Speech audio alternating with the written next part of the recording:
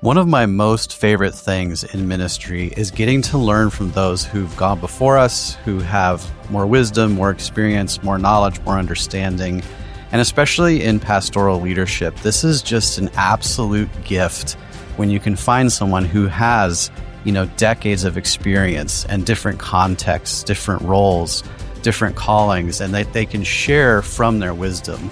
And that's exactly what we get today in this podcast episode with Pastor Ronn Read, who's done ministry in many different contexts across multiple decades in multiple different states. He's worked for the Man in the Mirror Ministries, and even now he's transitioning to his own consulting firm. So I hope you enjoy the podcast today.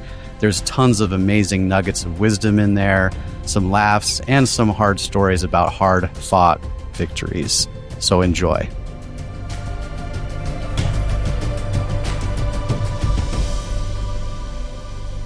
Hey, welcome back. We're back with the podcast here. This is Passing the Pulpits. I'm Matt Redder with Sermon Central. Today I've got Ronn Read. Ron, it's good to have you. Would you take a couple minutes to share, who you are, what you've done, what you're working on currently, what your history in pastoral ministry has looked like? Anything you want to share with us, we're all game. Certainly. Yeah. Well, thank you for the opportunity to be part of this podcast, and especially in helping young pastors. That's certainly my goal as well. I actually started out as a young pastor. I was 24 years old when I took my first senior pastorate. That was good because at 24, I knew everything. So it was a very positive first step. And I was in that city for 10 years. We grew our family there. We were definitely builders as far as building my family. I had 4 of my 5 kids were born in Quincy, Illinois, and pastored there with just a great church, great family church, and we really just enjoyed our time there. But there came a time where it was very obvious it was time to move on and to go. Now, one thing I need to say is all 4 churches that I pastored, I came in after they fired the previous guy, including that one. So I came in and kind of rebuilt the health and rebuilt the family and made church fun. We put the fun in dysfunctional. So it was, as the saying goes. Ended up going from there up to Milwaukee, Wisconsin. Pastored a German Baptist church. Very interesting. About 40% of our congregation was first-generation German immigrants since World War II. And so that was not only a pastoral experience, but a cultural experience for my family and for myself. Even though I was the quote-unquote lead pastor, I think I was about number 7 or 8 on the totem pole of the actual. So I had to learn not only how to lead there's a book called Lead from the Second Chair. I had to lead from the back row. And it was an interesting experience of learning how to do that. Then I moved from there. And again, that church had fired their previous pastor. And I got a call from a church in Tacoma, Washington. They had just fired their pastor. They heard through denominational lines that I had a niche of helping churches recover. So we moved out to Tacoma, Washington. And I was there for 7 years, and a good church experience, but ended up being a not so good that I'll share about later as we talk.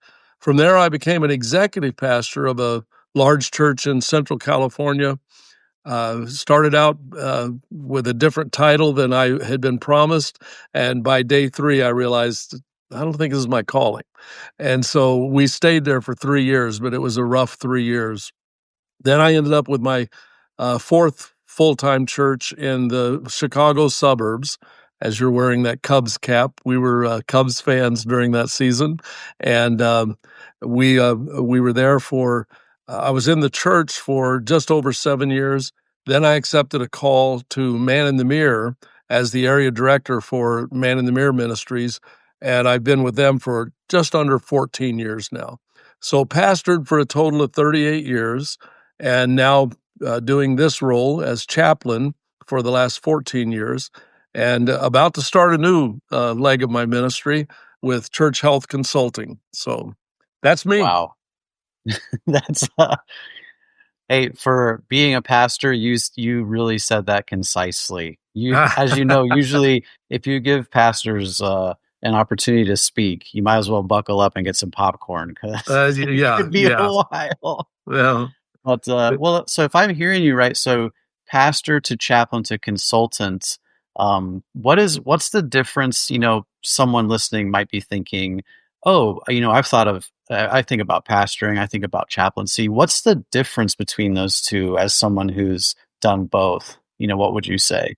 Well, definitely the difference between pastoring and chaplain. As pastor, you're wearing a bunch of hats. I've always said, you're spinning 17 plates at a time, and when you see one wobble, that becomes the emergency. You've got to deal with it, and it's a constant of dealing with the multiple areas. Even if you have staff, well, now you're dealing with staff, and so there's never a time that you're not doing some sort of ministry to somebody. And in chaplaincy, it's really more of a on call. The emergencies might be a lot deeper, but it's a lot more of being on call than uh, on duty. But as chaplain, it still is a lot of the pastoring, the shepherding role. That's what I've been doing with the National Field Staff for the last almost 7 years of just being their shepherd, their mentor, their discipler, sometimes their counselor, but an entirely different role. And to be very honest, I've missed the pastoring. I should have added on my list of resumes. I've been an interim pastor in 5 different churches over the last 15 years, and this most recent one that I'm sitting in the office of this church right now. I've been here for almost 8 months, and I've enjoyed being pastor again, being that chief of staff and being the shepherd, and as well as the preaching every Sunday. As chaplain, I didn't get to do that, so I enjoy the bringing the word every week.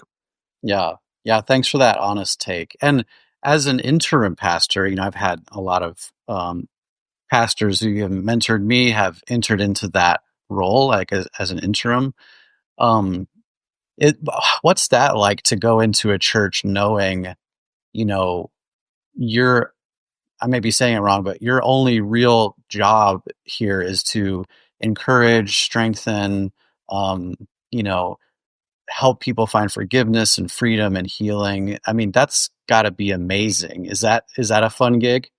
In all honesty, my actual title here was transition pastor. Once again, they had fired the previous pastor, and so my job was to bring the church to a place of health in preparation for their next full-time pastor, who we just called literally last Sunday. We approved the vote, and he approved the call. So this has actually been a lot different than when I was the full-time lead pastor in a church. One of the things is I had carte blanche of fix this. That we know we have these issues. We know that this is what's happened. So fix this, and that's been a challenge to identify, to do the poking and the prodding, and then to do the surgery where it was necessary, or to do the amputation where it was necessary. But some of that has been over the 40 plus years of experience of pastoring. I have a little bit more of an insight and ability to see those situations. And some of it is also the fact that, hey, I'm leaving. I got nothing to lose. My job is Yeah. to make it healthy for the next guy. So there's been a good balance. I'm not a Mr. Meanie, but I've been able to say from the pulpit, this has got to stop. There'll be no more of this, whether it's gossip, backbiting, or just general complaining. I'm able to, in my role, say no more. I think I would have said it anyway, even if I were to be the ongoing pastor, because we can't have that disunity in the church. But I definitely had some boldness, knowing that I got nothing to lose. Yeah. That that makes a ton of sense, and I think that might have been my suspicion a little bit that it would be, that a person would be able to be a little more bold in their pastoring, preaching, guidance, leadership. But yeah, to hear you say it, that makes so much sense.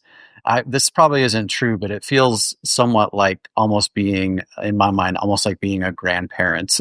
Like you kind of get to come in, and sometimes you get to be fun grandparent, Yeah, and yeah, sometimes you just get to sit the kids down and say, "Hey, kids, like this is what we do, this is what we don't do, this is what we're about, yeah. and that's that.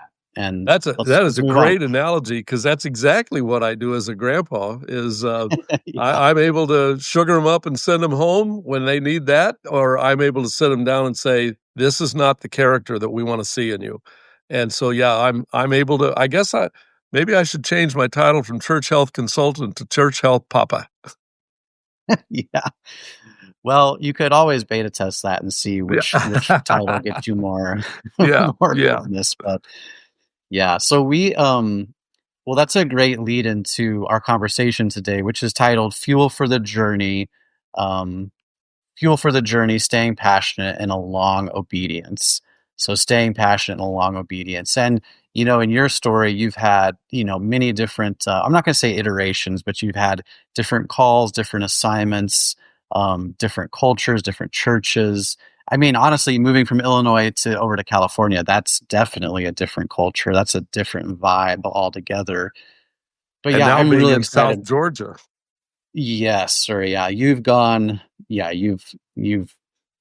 you've been here and back again, I would Yeah, suppose. So yes.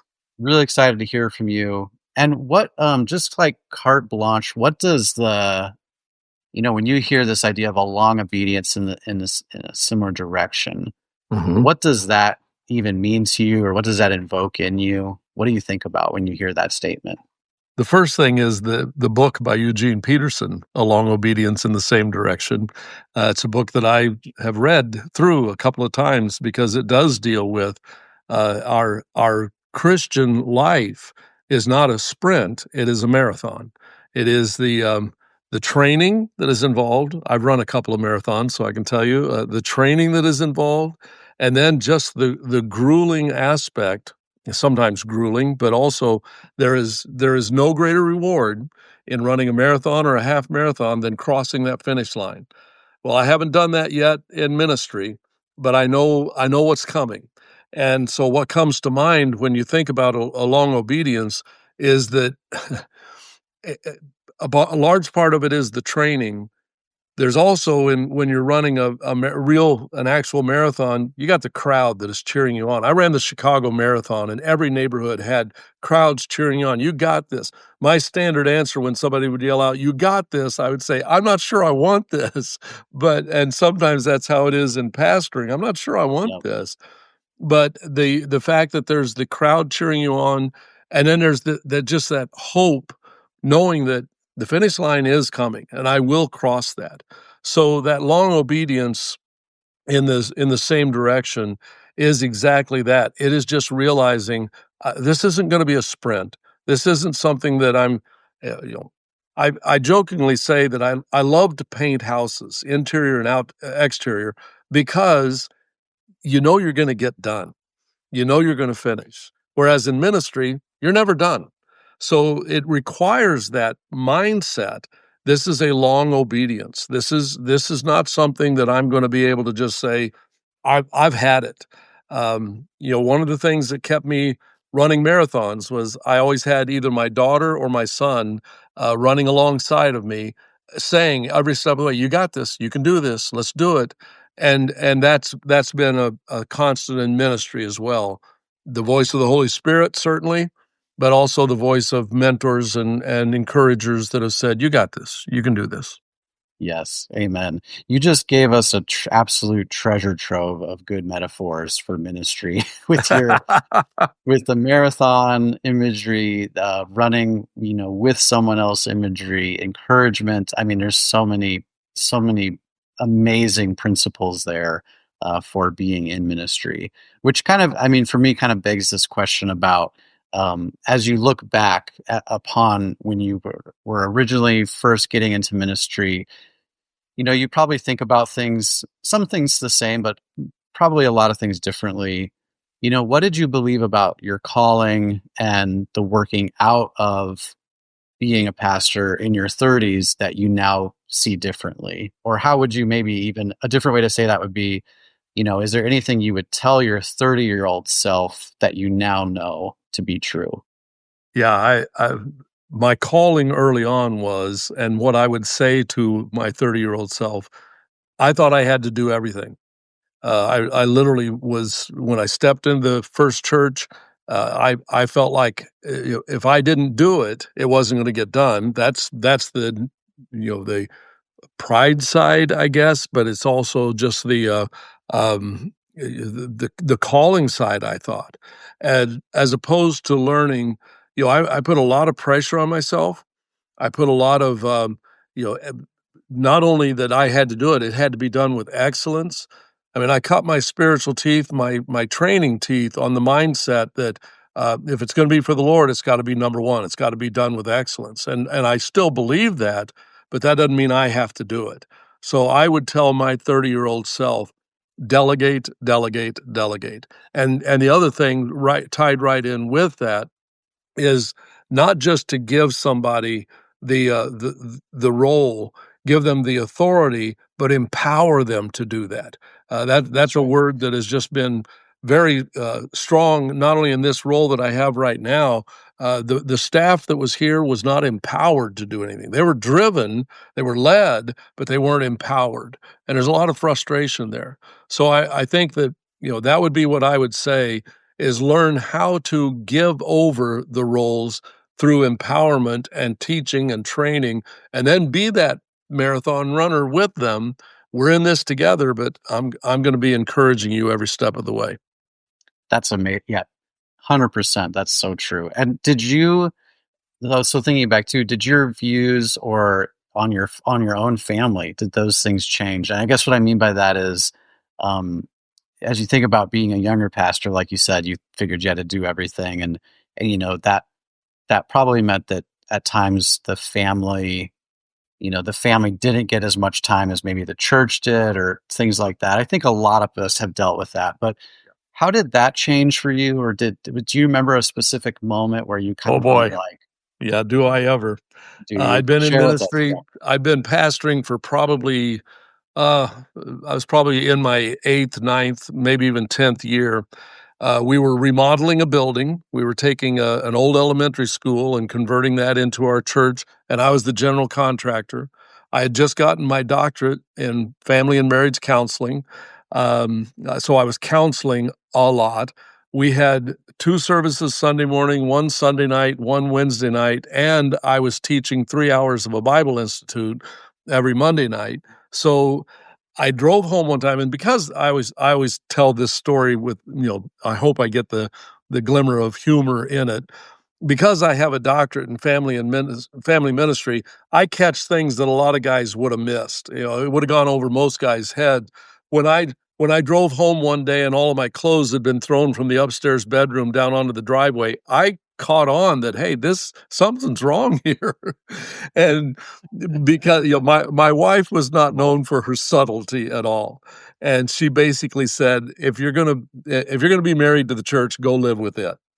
And it was my wake up call. You said, was there a moment? That was my moment. I literally called the chairman of the deacons. I said, I'm not going to be there this Sunday or for the next 3 Sundays. We're taking a trip. And we were scheduled the trip 2 weeks from then, but I took 2 weeks early and we went and spent family time. I restored my mental and emotional and spiritual, but especially my marital health, and came back with a new resolve. But yeah, that was my moment of realizing I was cheating my family. And I think it was Hudson Taylor said, "What good does it do for a man to gain the whole world and lose his family?"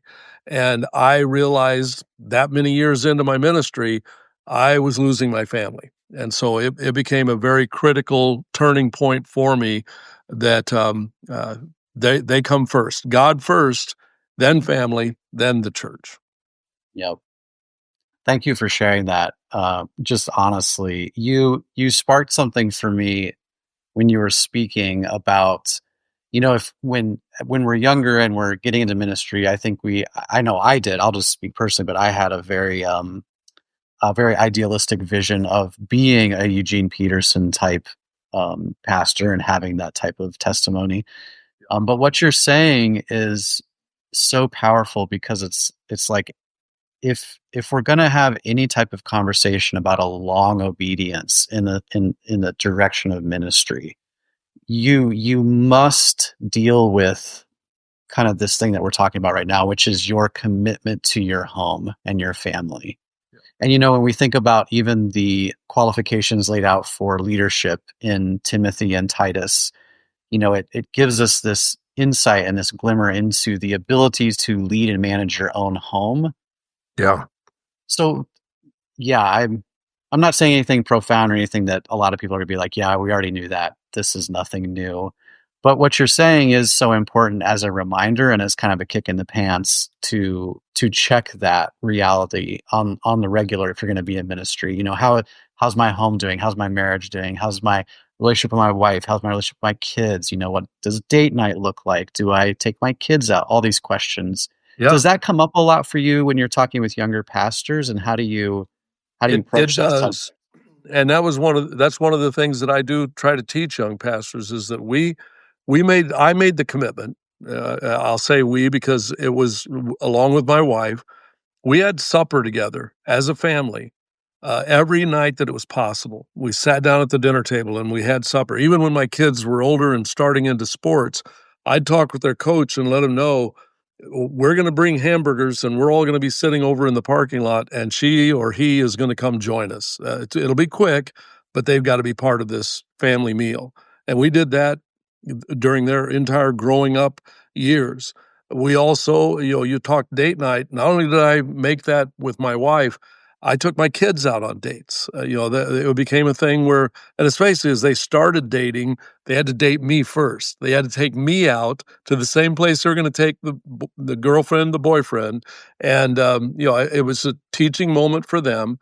But I wanted them to know I'm your confidant. I'm not just your dad. I'm your confidant. You can share anything with me. If we can work on it together and fix it, we're going to. But that was they knew, my kids knew they were number one. My wife number one and them number two. But as a result of that, I didn't have the typical PK. All five of my kids have served in full-time ministry. My son was a missionary to South Africa for almost 11 years. I've got a son that travels with Mercy Me now. He was a youth pastor and a songwriter. I've got a son that was a youth pastor for many, many years and still continues to write curriculum for churches. My daughter is a bookkeeper. My oldest daughter was a children's pastor until her daughter had health issues that caused her to have to resign. So I'm very blessed. I will say that I attribute most of that to their mother, but I think I had a little part in it as well. Yep. Wow. That in itself is could be a master class, right? Because I think so many, I know I have my own story about being young in ministry with young kids, and as many pastors I know do. But yeah, that's a big point. So hopefully, even hearing that maybe encourages someone. Just a reminder, like I said, a bit of a kick in the pants to make sure that they're paying attention to that. And that's also a communication with the church leadership to let them know. I love you guys, and my role here is obviously the top priority, but not above my family. And so, that has to be communicated and bought into, because there's always going to be people who say, "Where's the pastor?" I'm not going to show up for every single event because it might interfere with something that my family is doing, and that again has to be communicated and bought into, and that's a biggie. That's a toughie. Yep. Don't you think that has a lot to do with delegation too, though? Because when you feel like you have to be at everything, then you're not empowering other leaders. You're not letting, you're making the ministry all about yourself because, again, you're just showing people, well, yeah, I've got to be the one at everything. Yeah. But when you take that stand and say, yeah, I don't need to be there. We've got other pastors here who are amazing, or these volunteers, they can run it. I don't need to be here. Yeah. Critical. Yeah. How do you think, do you have any tips or tricks for staying passionate in ministry for the long term? Like how has that kind of ebbed and flowed for you over the years? Well, the number one thing is that I have always had and always will have the continued belief that the church is still the most important institution for life change and for cultural change. I think it was E. Stanley Jones that said, "The church has many critics, but no rivals." And There you go. so I have to be able to uh, communicate to myself on a regular basis what I'm doing matters. Whether it's in a small church in the country, whether it's in a mega church in an urban area, that what I'm doing, what we are doing as pastors in the church is still the most important role. You know, pastoring used to be way up high in the respect and the integrity, and it's taken some hits. You know, there's been a lot of kicks on the integrity of pastors, uh, rightly deserved in some cases. But I think there still is a mindset in the community, but especially it's got to be in our church and in our own minds and our families. What I'm doing matters. It makes a difference. So that's kept me motivated all along that the church is still the most important institution for life change. Yeah. Have you had seasons where, that belief was more difficult to access? Have you had seasons where, you were really fighting for it? Uh, Fighting for the church or fighting my own calling, my own Yeah. yeah. Yeah. Not the Um, church as much as your own internal, thoughts, struggles, ups and downs, depression, anxiety, whatever you might call it. Yeah, I really wouldn't say that I'm not a person who gets depressed, but I went through a season where, um, we put ourselves on that altar. We're Isaac on the altar, and our ministry. And there came a time where the only way I can put it is I kind of climbed off that altar, and I started thinking out of frustration, out of discouragement, out of the that I wasn't being treated this way and I wasn't getting this, and in hindsight, it was definitely a lot of the flesh, but it was you know we weren't being paid well. We were going through a season of I had 3 kids in college. It was expensive. It was just so as a result, I I wasn't doing what I was supposed to be doing for the Lord. I started doing things for me. And I'll not belabor this story, but I walked in on an elders meeting that I hadn't been invited to. And Uh, they're not planning Pastor Appreciation Day when they're having those kind of elders meetings. And there was a situation, I had given them enough ammunition that they were frustrated over something I was doing, and I finally threw my hands up, "What do you want me to do about it?" And one of the guys said, "I think you need to resign." And it wasn't a resignable offense. It definitely was not something, but there was there was enough, and so I said, "Fine, you got it." I resigned. And those bums accepted my resignation. I figured they'd say, "Oh, no, no, no." And so 3 days later, I'm standing oh, on my back deck that had this amazing view of, Olympic Mountains and Puget Sound and a golf course that was being built for that was a PGA champion golf course, and I couldn't see any of that. I just saw my deck needed to be painted before I could sell my house because 'cause I'm gonna obviously have to sell my house. So I got my wire brush, I start scraping that deck, and the paint's coming off because I'm so mad, it's coming off easily. Long story short, I ended up getting the oil-based stain. I'm scraping, I'm staining, and I'm not focused on what I'm doing at all. And as a result, I ended up literally painting myself in a corner. I have about 2 square feet of this deck in Washington State where it's humid. It's not going to dry for 3 days, and I'm trapped. And I literally shook my fist in my anger. I shook my fist in the face of God and said, "How dare you? I've served you faithfully for 25 years." And Matt, as clear as a bell, I can't say I've heard the voice of God very often, but I heard his rebuke right then. No, you served you for 25 years. You see, I grew up without a dad. My dad died when I was 5 months old. So I didn't hear those attaboys, good job. And I needed that. And so even though I didn't really think I was purposely seeking it in ministry, I was. I enjoyed hearing good job. And so God continued that conversation. He said, get over it, get above it, get on with it. And, I won't go into the rest of the story, but that's exactly what I did.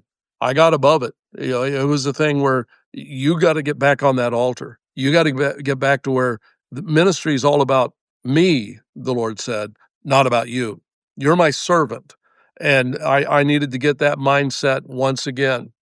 And so there was a 180, just like when I got saved, I did a 180. This was a 180 of getting back into ministry with the right heart attitude. We always said to our kids, obedience is doing what you're told when you're told with the right heart attitude.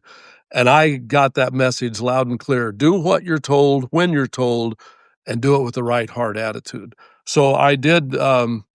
I came through that time where I needed to have the reawakening, the recalling that this isn't about you. This is about me. Wow. Do you think, have you ever thought to yourself that, this type of like conflict, this moment with God is actually a really important one that pastor, not a pastor, anybody, it seems to me that we need to have these kind of mountaintop conflict moments in our lives. And you said it really well, like to be reoriented, to be reconfigured, to get re-energized. What do you think of, like, you agree, disagree? What do you think about that? Oh, I think it's got to, I guess this is what I would say. If we don't do it on our own, God will make sure it gets done. Whether it is through an elder meeting, whether it is through a crisis experience in our own lives. If I guess I'll return to that statement. If I don't do it, God will make sure it gets done. Why? He's called me. He's equipped me. He's given me what I need. Now he wants me to use it for his glory. I literally just read a story of an IBM kind of new into the company, and he was given a project, and long story short, it failed. And so he came into the office of his supervisor and said, I realize I need to turn in my resignation. And the guy said, are you kidding me? We just invested $5 million in your lesson that you need to learn. You'll continue to learn it. And I think that's what God says to us. I'm not benching you. I've invested a lot in you, even in what you need to learn through this failure. Now get up and you put it to practice. Yeah.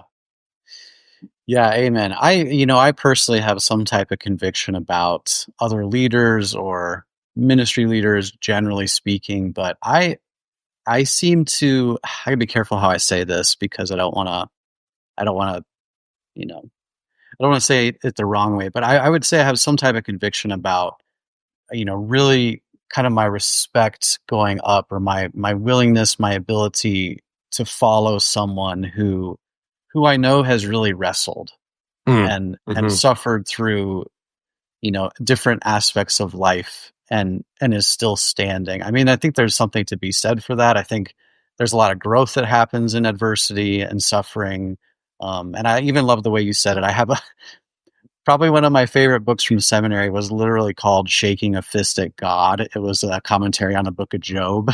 So Oh, yeah. when you said you found yourself in the corner of a deck shaking your fist at God, I just, that's imagery comes to mind of these moments where we get to that place in our faith. And I kind of, again, I don't even know that this isn't like some deep theological biblical thing I can argue, but I have some conviction that getting to that place is such an important journey for all of us. Amen. Amen. And obviously you can be, how does the word say it? It says, be angry, but in your anger do not sin, right? So Yeah. there's definitively a way to be angry and to be righteous at the same time. And I think, life is hard, and there are, weeks, months, years of difficult adversity. So yeah. So when I interviewed for the man in the mirror position, There were 5 different guys that interviewed you down at the office in Florida. One of them was Pat Morley. And when I sat across the desk from him, he said, "Ron, I just have one question. Have you ever been broken?" Wow. And as I started crying, he goes, "Okay, you answered the question. You wanna tell me the story." But I think that's a question that is gonna be asked of every single pastor, every single staff person. Have you ever been broken? Because if we've not been broken, we do this in our own strength. And if we do it in our own strength, we're going to be broken. We're going Yep. to find that failure. So the brokenness, it's critical for our growth and for our really for our effectiveness. Can't pastor Yep. without being broken. There you go. How do you So then how do you encourage a younger pastor then to embrace the brokenness? Do you know what I'm saying? Like, how do you encourage someone to joyfully, willingly this is sad, this is an insane thing to try to encourage someone about, but Yeah, to, yeah, and James, the book of James says, consider it all joy. yeah, And it's just like, how do we encourage young pastors, young leaders to really embrace those seasons of adversity? Um, yeah, I mean, what yeah. does that look like in your life, or what have you said? Well, How do you do it? there's some paraphrase of the scriptures. I don't know which one it is, but I read it a long time ago. That James passage says, "When you have a problem, throw a party because God will show up." And I think there's great wisdom in that. That hey, I'm having a problem. Praise the Lord, because that means he's teaching me something. He's going to give, there's going to be a lesson that comes from this. And it really, you asked the question, how do I teach a young pastor? Or, just because of Charlie Kirk's assassination, this came up in a conversation with a young person, that when you understand the sovereignty of God, and do we ever understand the sovereignty of God? But when you begin to grasp that God is sovereign, nothing comes to me that didn't pass through his hands first. And if it passed through his hands to me, that wasn't, it wasn't an act of aggression or anger or even frustration. It was saying, I have something for you, but you got to learn this lesson first. So that's what I've taught my grandkids. That's what I teach younger pastors. It's what I, just recently taught in the church, that when the problems hit, throw the party because God's going to show up at it. He's going to be there to say, I have a purpose in this. Just hold on, trust me, rest in me. And that's another word that I don't think I comprehended in my 20s and 30s, 40s and 50s. I think I'm beginning to get it now of what it means to abide and what it means to rest in Christ. To know that this didn't happen by accident. This isn't just a Yep. circumstantial event. God's got this, and He's got me in the midst of it. Yep. Yep. So you just hit on something I really wanted to ask you about, and you kind of said it like, I've learned this and I'm learning this. What what are some other things? Because here's the deal. We need to have the wisdom shared with us. We need you know leaders who've gone before us to look back and say, hey, here's what's worked for me, here's what hasn't worked for me. And not that it has to be, not that I have to do everything that Ron did, but to learn from you, learn Please from don't. what the so yeah, what are, as you think about it, but rhythms you may have developed over the years? We talked about family and marriage a bit, so those are some good rhythms. But what are some other things you've done to really keep yourself healthy, focused? What would you say about that? Yeah. Well, there was a season where I went through, I was fasting every Monday, again, because I needed to focus on the spiritual food as opposed to physical food. I needed to, at that point, I was, again, carrying a lot of weight in the pastoral role, so I was fasting. And, one of my kids, I can't remember which one, came to me and said, "Daddy, please stop fasting. We don't like you when you're this way." So, I Oh had to no. learn that was not the best thing for my family life. But, you talk about seasons or different times in life. I actually I actually have a message I'm trying to develop into a book that's based on Joshua chapter 4. The stones were brought out of the river and set on the bank so that the next generation would ask the question. In the King James, it says, "What meaneth these stones? What are the rocks all about?" And ultimately, the answer was that's when God showed up. So I have seasons in my life where God has shown up. Not only my salvation season, I was a junior in college when I got saved. My calling into ministry, my again season of crisis and renewal. But in each of those seasons, I think that the number one element in each one of them was where's God? Where if God is going to show up, where am I looking for him? What needs to be seen in this season? And to actually be able to write that down. So one of the things that I have learned over the years, journaling is critical. Now, I'm a horrible journaler. I write in my journal when things are going bad. It seems like, but that's where I would then be able to see God. But something I had that was almost accidental journaling. I used to handwrite my messages, and they were in a little record book. And in that book, on the back page, I told you we ate supper together. Well, we'd always take prayer requests as we're eating supper. What are you praying about, Josh? What are you praying about, Tara? And we'd write the prayer requests down. And I wrote them in the back of that journal or the back of that record book. And it was my sermon book. Wow. When my wife passed away just recently, we found her journals, but that led to in that same box with her journals was all of my record books. And in that book was prayed this, answered at this point, prayed on this date, answered this date, prayed this date, answered this date. And we saw as my family and I were sitting there going, why didn't God answer our prayer about Mima and her health? We saw God has answered a lot of God does answer prayers. And so I guess the seasons are, or the times where I've learned, I was able to look back and say every single situation, even when I didn't see the answer, and even when the answer was no, God answered prayer.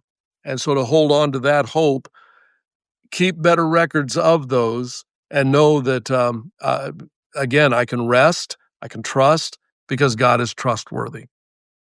Yeah, you just reminded me. I also like to journal, and it's funny because when things are going well, the journal entry's like, woke up at 6 today, didn't sleep very good, and it's just like inconsequential type stuff, right? But it's just kind of the practice of doing it. It But is. yeah, It is. keeping a journal, seeing those prayers answered. What a crazy gift to kind of have that longer term vision for those things. A couple other things that have helped me sustain. I've gotten much better at my eating, my diet. I always thought ate in moderation. I was pretty good. But if there's a bowl of M&Ms or a bag of M&Ms, they're gonna be gone by the end of the day. I mean, that was my moderation. It'd take me all day to eat them, but I was gonna eat them. Or a sleeve of Oreo cookies. Yep. And if cake was available, I was gonna eat I mean, so even though I convinced myself I was eating pretty good, I wasn't. And then I had this health scare that, led me to, having to completely revamp my diet and my exercise. And I gotta tell you, if I were sitting and talking to a young pastor today, I would emphasize, you know, some people make exercise their idol, their body their idol. Don't go there, but get out and walk. Just walk 30 minutes a day. Just do something for your health in the exercise way and in your diet. Stop eating the junk food. Stop eating the stuff that you know it's bad. Well, it's going to show up. It took 70 years for it to show up in my life, but it showed up. And now it's my warning and my wake up call: eat better, exercise better. Um, just sleep better, everything about it. That I have a goal in mind. I've got 19 grandkids, believe it or not, 19. And my goal is I want to do 19 weddings. Oh wow. So that means I've got about if my youngest granddaughter, who just turned 7, gets married when her dad wants her to get married, I've got 20 more years before that's gonna happen. Yeah, that's right. Oh, that's such a good goal. And you're right. It's such a good reminder that we are multifaceted beings, physical, mental, emotional, spiritual. And if you aren't taking care of every facet, you are going to have a problem. It's like I said earlier, if I don't take care of it, God will. Right. That's right. Yeah, I had a young man. Well, this story won't make any sense, but I had a young man in our youth ministry who he would only come to church when he was injured. And at some point, I'll never forget him asking me like if I thought God was mad at him. And I said, no, not at all. But I do just, there's definitely something to the fact that, now that your leg's broken, you're here. Um, Well, this is a good place to be, but God's not like purposely having you trip right, over a rock and break your leg while you're running cross country because he's mad at you. I mean, that would right. be Well, one of my favorite Psalms is Psalm 77. And verse because it's the dark night of the soul. It's the psalmist crying out the 6 questions of, "God, have you forgotten to be merciful? Where is your yeah, mercy?" But in verse 3, he says, "In my distress, I sought the Lord." So knowing that, what makes us think that God's not gonna allow distress because he knows in our distress we'll seek him? And since he wants us to seek him, he's gonna allow the distress. But, yeah, there's so many of the Psalms, so many of the passages of Scripture where, we wake up in the middle of our pain. As a matter of fact, there's an old book, a tremendous book, Sheldon von Auken, A Severe Mercy. And in that book, C.S. Lewis coined that phrase to say that God, in his severe mercy, will wipe out our little g God so that we'll see the one true God. Now, it hurts. That was our God, but he'll wipe out that God so that we will see him. I love that. That's so good. Can you so as we one a final question, kind of final thought. We've talked a little bit about younger pastors and younger in ministry. Can you just speak to the person who might be listening right now who is been in ministry for a little bit but is already thinking, I'm not going to make it.